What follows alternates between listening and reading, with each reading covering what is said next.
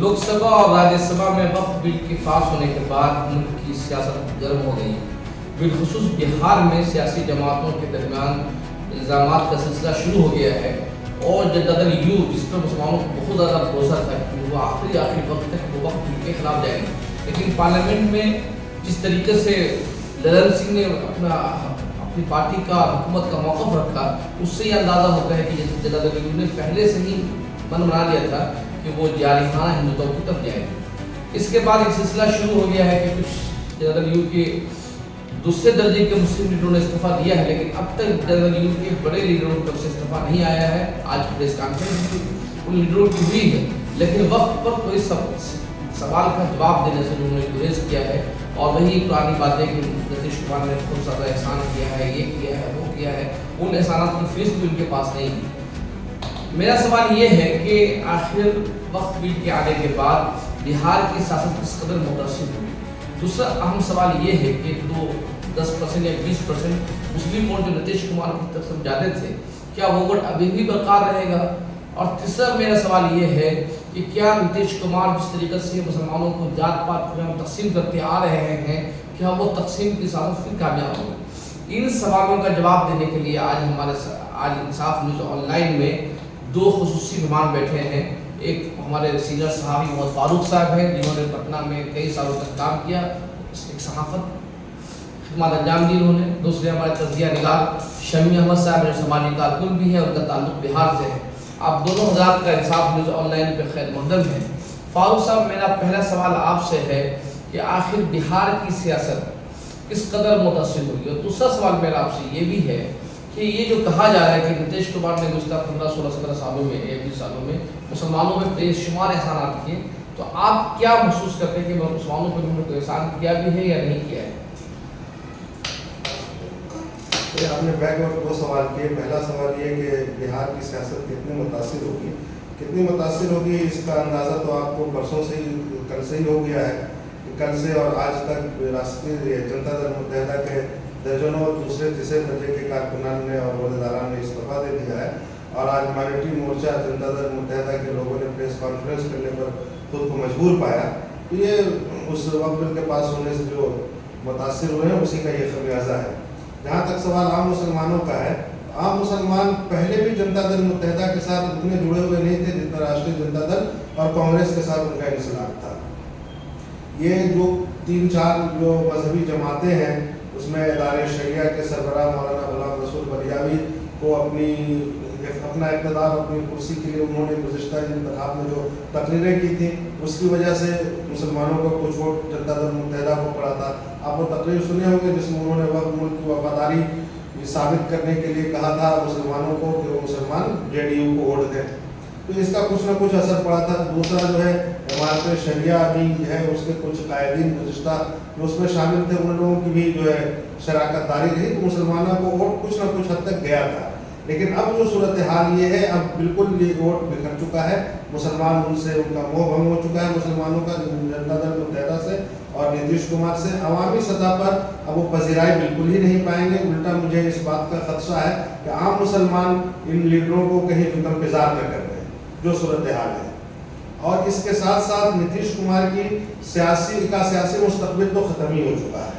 इसके बाद अगर हुकूमत बनी भी खुदा न खास्ता जनता दल मुत्तहिदा की, तो नीतीश कुमार वज़ीर आला नहीं रहेंगे। वैसे तो हुकूमत बनने का सवाल ही नहीं है।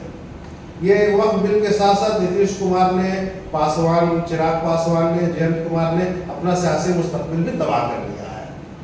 ये उसका सियासी असर। शमी साहब, आपसे मेरा सवाल ये है कि बिहार में जो नीतीश कुमार जब से CM बने, उन्होंने पसमानदा मुस्लिम, बैकवर्ड दलित की सियासत करके दलितों को ही वोट तकसीम किया और सिर्फ मुसलमानों में पसमानगी के नाम पे, पसमानदा मुसलमानों के नाम पर सियासत की है।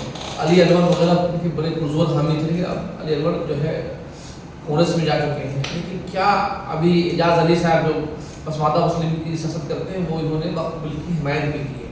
तो क्या इस मरतबा भी नीतीश कुमार का ये दाव कामयाब होगा या नहीं होगा। देखिए, ये सिर्फ नीतीश कुमार का नहीं, ये भाजपा भी पसमानदा मुसलमान की बात भाजपा भी करते हुए आ रही और मुसलमान जो आपस में मुत्तहिद हो, इसको रोकने के लिए एक बड़ी साजिश थी कि जिस पर बीजेपी भी पसमंदा और ये तरह की बातें कर रहे हैं, और इस तरह नीतीश कुमार भी मुसलमानों को कुछ इस तरह के सियासी लीडरों को पकड़ के और पसमंदा की तहरीक ये वो करके ये मुसलमानों पे वोट डिवाइड करना चाहते हैं। ये जानते हैं कि मुसलमान अगर मुत्तहिद हो जाएगा और एक तरफ कहीं जाता है तो हमें ज़्यादा नुकसान होता है। जैसे फारूक साहब कह रहे थे, इसमें कुछ बातों पर मेरा इत्तेफाक नहीं है। जैसे वो कह रहे थे कि जदयू के साथ मुसलमान ज़्यादा जुड़े हुए नहीं। अगर आंकड़े पर आप जाएंगे तो जदयू को तकरीबन 7 से 8% वोट जदयू को मिलता रहा है मुसलमानों को, और 3 से 4% जो है रामविलास जी को मिलता है, यानी चिराग को। ये दो लोगों ने मिलके बिहार के मुसलमानों का तकरीबन 8 से 10% वोट इन लोगों ने लिया है, और बाकी आरजेडी और कांग्रेस में मुसलमानों का वोट डिवाइड हुआ। इस बार जब वक्त बिल जब आया है और इस बिल के लोगों ने हिमायत किया है, और इस पर जिन लोगों ने इस्तीफा दे रहे हैं उनसे बहुत ज़्यादा कुछ असर नहीं पड़ने वाला है, इसलिए कि वो निचले सतह के लोग हैं। कोई सियासत में जो बड़े तबके के जो हैं, जैसे गुलाम रसूल बलियानी हो, या आपके माइनॉरिटी मिनिस्टर जो है जमा खान है, और इस तरह के लोग अगर इस्तीफा देते या इस तरह के लोग नीतीश कुमार के खिलाफ खुल के सामने आते तो एक बड़ा मैसेज आता। मगर इसमें एक बात और है कि इधर में जो अभी पसमंदा जो की बात बहुत जोर से उठाई जा रही है बड़ी मजबूती के साथ, तो कहीं ना कहीं ये नीतीश कुमार को और उनकी पार्टी को लग रहा है कि अगर हम पसमंदा की बात करते हैं, इस तरह की बात उठाते हैं, तो हो सकता है कि मुसलमान के कुछ वोट हमें जिस तरह मिलता आया है उसमें कुछ कम बेस करके हमें मिल जाए। तीसरी बात यह है जो आज मुसलमानों के कल या प्रेस कॉन्फ्रेंस कुछ लीडरों ने किया, ये एक्चुअल उनसे करवाया गया है, ये खुद से करने नहीं आए। बशर्ते ये कह सकते हैं कि ललन सिंह जैसे बड़े लीडरों ने इन लोगों को दबाव दिया है कि भाई तुमको हमने MLC बना रखा है, वक्फ बोर्ड का चेयरमैन बना रखा है, अगर तुम लोग अगर हिमायत में नहीं खड़े होगे तो तुम लोगों को सबको वहदे से उखाड़ के बाहर फेंक देंगे। तो इस डर से वो हिमायत कर रहे हैं। मगर अफसोस ये है कि जैसे एक साहब ने बिहार में जब उनकी किताब का प्रोग्राम था, तो एक साहब जो है यानी गुलाम रसूल बलियानी साहब से जो फुल की बात हुई, उन्होंने कहा कि भाई नीतीश जी ने मुसलमानों के लिए किया, वो किया, बहुत काम किया, नौकरी दिया। तो मेरा सवाल यहाँ ये है कि भाई मुझे आप नौकरी दे दो, आलीशान मकान बना दो, घर दे दो, सब कुछ दे दो, मगर आप मेरी शनाख्त छीन लेंगे, मेरा पहचान छीन लेंगे, मेरे कब्रिस्तान छीन लेंगे, तो फिर हम उस घर में रह के क्या करेंगे? तो आज पूरे हिंदुस्तान के मुसलमानों को और तमाम सियासी जमातों को चाहिए जो एंटी मोदी और एंटी बीजेपी जो अपने खुद को सेकुलर पार्टियां करते हैं, तो आपके जो इंसाफ न्यूज ऑनलाइन के माध्यम से हम अपील करना चाहेंगे, ममता बनर्जी जी से भी अपील करेंगे कि आप विधानसभा में इस बिल के खिलाफ आप ऑडियंस लाए और यहाँ के मुसलमानों को आप ये बताएं कि भाई सिर्फ सड़क पर लड़ने से नहीं होगा, आप सड़क पर सिर्फ जुलूस निकालेंगे तो नहीं होगा, बल्कि आपको जाते इस बिल के खिलाफ आपको एक ऑडियंस पास। मेरा सवाल ये फारूक साहब कि अभी हम एक सर्वे देख रहे थे कि अगर नीतीश कुमार का वोट 2005 में देख लें, इसका 2015 का इलेक्शन देख लें और 2020 का इलेक्शन देखें, तो 5-10 में जो इलेक्शन हुआ बिहार असेंबली का, उसमें मुसलमानों का वोट 20% को चला गया था, और उसके बाद 15 का इलेक्शन हुआ, उसमें भी 20 से 22% वोट हुआ। लेकिन जब आप 2020 में देखिएगा कि अचानक गिर गया वो, और उस वक्त मोदी एरा शुरू हो चुका। 2005 में मोदी एरा नहीं शुरू हुआ था, 2015 में भी मोदी लागू के साथ इलेक्शन नीतीश कुमार ने लड़ा था। 2015 का इलेक्शन आरजेडी, कांग्रेस और जनता दल, इसलिए मुस्लिम वोट ज़्यादा मिला। लेकिन 2020 का जो इलेक्शन उन्होंने लड़ा आरजेडी बीजेपी के साथ मुस्लिम, और इसमें मोदी एरा में 2005 का इलेक्शन तो वाजपेयी एरा था या इमरान एरा था। अब 15 में उनका इतना नीचे सतह गिर गया कि एक भी मुस्लिम लीडर उनके कामयाब होकर नहीं आया। आज जो जमा अंसारी जो उनकी पार्टी में जो ये है मिनिस्टर है, वो जमा खान, वो बहुजन समाज पार्टी से जीत कराए थे और वैसी की हिमायत हासिल थी उनको उस जमाने में। और कुछ उनका जो ब्राह्मण वोट है और कुछ मुस्लिम वोट मिलकर वो जीत के आए थे, बाद में अकेले तो चले गए। तो ये इस मरतबा भी जो आप लोकसभा इलेक्शन देखेंगे, एक सीट उन्होंने कैंडिडेट बनाया इलेक्शन में, वहाँ भी उनको बहुत कम वोट मिला। तो मेरा सवाल ये है कि जो कहा जा रहा है कि नीतीश कुमार को कुछ वोट लेंगे, लेकिन जिस तरीके से मुस्लिम जमातें इस वक्त खुलेआम नीतीश कुमार के खिलाफ बोल रही है। अब हम लोग पटना में थे, देखा कि नीतीश कुमार के बारे में लोगों की एक तरह से धारणा थी कि भाई नीतीश कुमार बीजेपी के साथ है, लेकिन वो एक सेकुलर छवि वाले हैं। क्या उस छवि को वक्फ बिल से नुकसान पहुंचा है? भाई ये पूछने वाली बात है।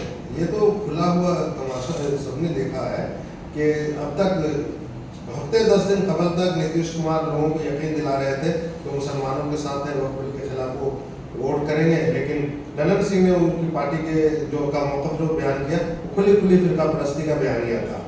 तो ये निकाब तो पूरा उतर चुका है उनका। पहले ही लोग बदगुमान थे उनसे, और आज बदगुमानी की आज हकीकत सामने आ गई है।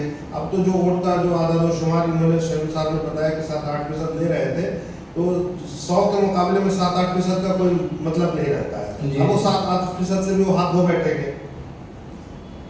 और दूसरा सवाल ये है आपसे कि जो कहा जा रहा है बार बार कि नीतीश कुमार ने मुसलमानों पर एहसानात किए, आपको क्या लगता है, क्या एहसान? देखिए, ऐसा कोई एहसान नहीं। बिहार में भी हालिया 2 महीनों में हम 2 बार दौरा किए बिहार का। जो सूरत हाल आज से हम 15-20 साल कबल देखते थे, आज बयानी वही सूरत हाल है।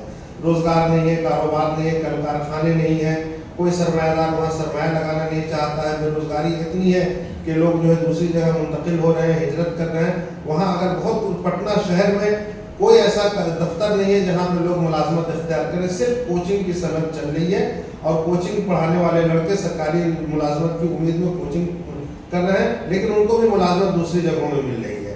कोई इस तरह की मुलाजमत नहीं है। उर्दू मुतरज्जिम कुछ अर्से कबल इन्होंने बहाल किया था, लेकिन लाखों की बेरोजगार आबादी के सामने 200-300 लोगों की बहाली कोई मानी नहीं रखती है। इस तरह तरक्याती काम का दावा करना सरासर जो है गुमराह करना है लोगों को, खास करके मुसलमानों के सिलसिले में। देखिए, वहाँ की उर्दू एकेडमी खस्ताहाल पड़ी हुई है। उर्दू के सिलसिले में कोई पुरसाने हाल नहीं है।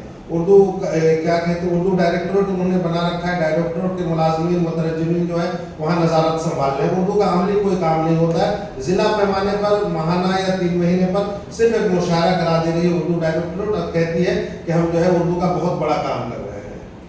इस तरह मुसलमानों का कोई काम हुआ ही नहीं है। और स्कूली सतह पर उर्दू खत्म होती जा रही है। स्कूली सतह पर तो उर्दू का सवाल ही नहीं है। स्कूलों में असातिज़ा ही नहीं है, तो पढ़ाएगा कौन आप बच्चों को? शमीम साहब, आपसे आखिरी सवाल है कि जो बिहार में जो इलेक्शन होता है जाति समीकरण से होता है, तो माई समीकरण है इनका तेजस्वी यादव का, तो क्या इस वक्त जो है पल्ला भारी नजर आ रहा है एनडीए की तरफ? इसमें पासवान भी है, मांझी भी है, कुशवाहा भी है, नीतीश कुमार है और खुद बीजेपी का अपर क्लास का वोट है। क्या वक्फ बिल से आने के बाद हिंदू वोट और मजबूत होगा या फिर इसका नुकसान? देखिए, ये बिहार यूपी नहीं है। बिहार में ऐसा नहीं है कि वक्फ बिल लेकर आए हैं तो बिहार के हिंदू जो है वो ये नीतीश भाजपा अलायंस पार्टी को बढ़ चढ़ के वोट देंगे, ऐसा आपको कहीं लगता नहीं। बिहार में बिहार का नेचर अलग है। हाँ, बिहार में जो आपने कहा कि जो कास्ट का जो समीकरण है वो बड़ा समीकरण है। तो अगर जो हम यही कहना चाह रहे थे, जो नीतीश कुमार और चिराग को जो 4-5% या 8-9-10% जो वोट जा रहा था, अगर वो वोट सोलिड अगर जैसे मुसलमान और यादव का वोट एक माई समीकरण शुरू से रहा है, तो जो ये वोट अगर मिलता है तो दोनों मिला दीजिएगा तो तकरीबन आपको 35-40% वोट होता है। और अपर कास्ट के जैसे हमारे यहाँ राजपूत बिहार का जो वोट होता है वो अंतिम समय में वो लोग फाइनल करते हैं। कब? जब वो देखते हैं, अगर उनको लगेगा कि नहीं तेजस्वी की सरकार बना रहे हैं, तो रातों रात ये वोट जो है उनके तरफ शिफ्ट कर जाता है। अगर वो देख लेंगे कि नहीं नीतीश कुमार बना रहे हैं, तो फिर उसके तरफ ये होगा। ये अगर माने माई समीकरण अगर इनके साथ मजबूती से जुड़ा, और हमको लगता भी है कि जो अभी आप जिस तरह से पूरे हिंदुस्तान में जो मुसलमानों का और ख़ास करके बिहार में जिस तरह से प्रोटेस्ट हो रहा है, तो यकीनन इससे जो है नीतीश कुमार कमज़ोर होंगे और बहुत बुरी तरह से कमज़ोर। और कमाल की बात है कि भाजपा ने ये 2 लोगों के मध्य जो है मैंने खेल किया। ये 2 लोगों की सियासी कैरियर जो आज नहीं, चाहे वो नीतीश कुमार हों, चाहे रामविलास जी का एक सेकुलर छवि रहा है। वो एक ऐसे चेहरा थे कि उन्होंने बिहार में एक सीएम, मुसलमान सीएम बनाने के लिए अपनी पार्टी को ख़त्म कर दिया उन्होंने। तो चिराग पासवान अपने अपने वालिद के, उनके फादर के जो विरासत था, सेकुलर जो एक बनाया हुआ था, उसको चिराग पासवान जो है बनाने में नाकामयाब हुए हैं। और इसका खामियाजा आज नहीं, आने वाला कल नीतीश कुमार और चिराग पासवान की सियासत पे भी जा सकता है। आप दोनों का बहुत बहुत शुक्रिया। मेरा ये मानना है कि सेकुलर का सवाल दरअसल एक धोखा वाला सवाल है। नीतीश कुमार हो या रामविलास पासवान हो, ये उस वक्त वाजपेयी के साथ या मोदी के साथ खड़े थे जब गुजरात में कानून का कत्लेआम हुआ। ये उस वक्त भी खड़े थे जब गुजरात मामले पर उन्होंने पासवान इस्तीफा दिया, लेकिन फिर उसी मोदी के साथ जाके हाथ मिला के मंत्री बन गए। और वही नीतीश कुमार जो है 3 तलाक का बिल हो, चाहे वो सीए का बिल हो, हर मौके पर उन्होंने बीजेपी को मजबूत किया है। तो ये सवाल ही दरअसल नीतीश कुमार के बारे में, पासवान के बारे में सवाल करना है कि सेकुलर है या नहीं है। मुझे लगता है कि ये खुशफहमी और धोखा के अलावा कुछ भी नहीं है। आप तमाम हज़रात का बहुत बहुत शुक्रिया। और इंसाफ न्यूज़ ऑनलाइन के नाज़रीन से दरख्वास्त है कि अगर आप पहली मरतबा हमें देख रहे हैं तो सब्सक्राइब जरूर करें। अगर आप यूट्यूब पर, फेसबुक पर देख रहे हैं तो लाइक करना ना भूलें। बहुत बहुत शुक्रिया।